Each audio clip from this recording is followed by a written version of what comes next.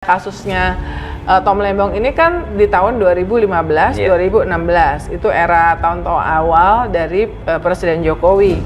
Dan jangan lupa Pak Tom Lembong ini ada di timnya Pak Jokowi loh. Dia itu sejak awal 2014 ketika Pak Jokowi berkampanye, bahkan mungkin ketika masih di Gubernur Jakarta, Tom Lembong itu adalah satu dari lingkar terdekat dari pihak swasta yang mendukung pemerintahan Presiden Jokowi. Makanya dia kemudian dikasih posisi Menteri Perdagangan, kemudian kepala Menteri Investasi ya, kepala Badan Koordinasi dan Penanaman. Jadi Tom Lembong itu di awal-awal tahun pemerintahan Jokowi itu ada salah satu dari orang terdekatnya Presiden Jokowi. Ingat nggak ada video yang viral di sebuah pertemuan internasional, Pak Jokowi ditanya bahasa Inggris, tapi lalu kemudian dia meminta yang menjawab itu adalah Tom Lembong ya. Nah, jadi ini Pak Tom adalah kepercayaan. Jadi yang menarik adalah mengapa kejadiannya 2015, 2016 itu baru 9 tahun kemudian, which is kemarin, itu baru di-announce ya sebagai tersangka. Dan langsung ditahan. Ya. Kejaksaan Agung menyebut Menteri Perdagangan periode 2015-2016 Thomas Trikasih Lembong atau Tom Lembong diduga merugikan negara 400 miliar rupiah dalam kasus korupsi impor gula. Keterangan itu disampaikan oleh Kepala Pusat Penerangan Hukum Kejaksaan Agung, Harley Siregar. Menanggapi hal tersebut, Anies Baswedan menuliskan pesan untuk Tom Lembong usai ditetapkan sebagai tersangka kasus korupsi impor gula oleh Kejaksaan Agung. Hal tersebut diungkapkan Anies Baswedan melalui Instagram pribadinya. Ia menuliskan, "Tom, jangan berhenti mencintai Indonesia dan rakyatnya, seperti yang telah dijalani dan dibuktikan selama ini. I still have my trust in Tom, dan doa serta dukungan kami tidak akan putus."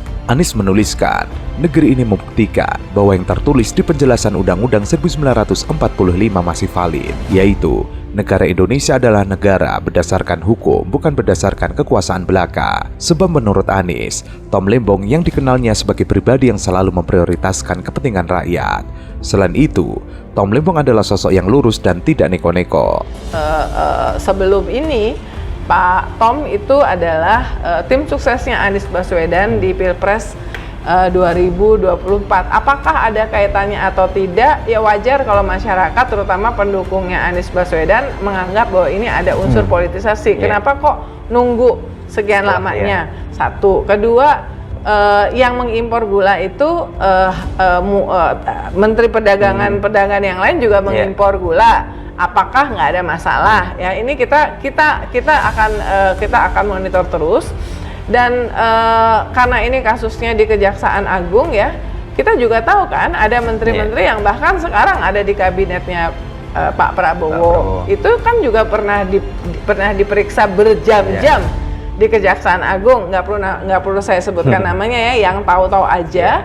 Tapi menteri itu bahkan masih direkrut oleh Pak Prabowo, menteri senior, dan kasusnya itu juga jelas gitu ya.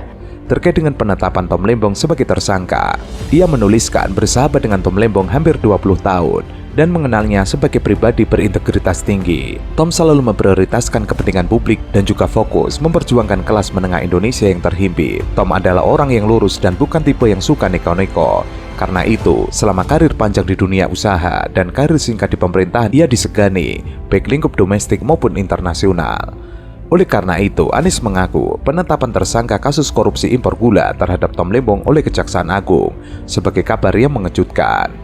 Nah, kita menunggu apakah Kejaksaan Agung juga akan memproses kasus ini,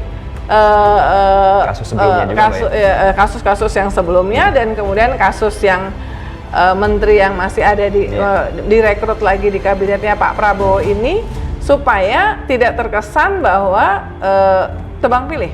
Berarti ini yang di-highlight Mbak Penegakan hukum kita monitor apakah tebang pilih ya. Ini yang kita, tapi intinya IDN Times anti korupsi. Maka kita akan mengawal setiap kasus-kasus berkaitan dengan kasus dugaan anti korupsi, apalagi sudah dinyatakan sebagai kasus korupsi.